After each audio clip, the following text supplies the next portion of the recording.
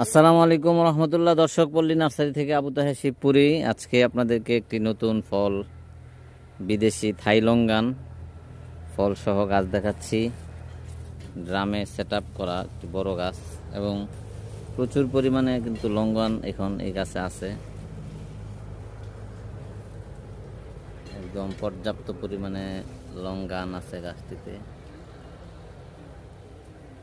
দেখতে পাচ্ছেন।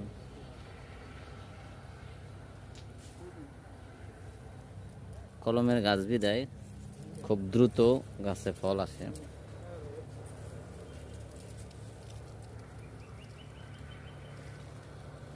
গাছের উপর পর্যন্ত আছে ফল।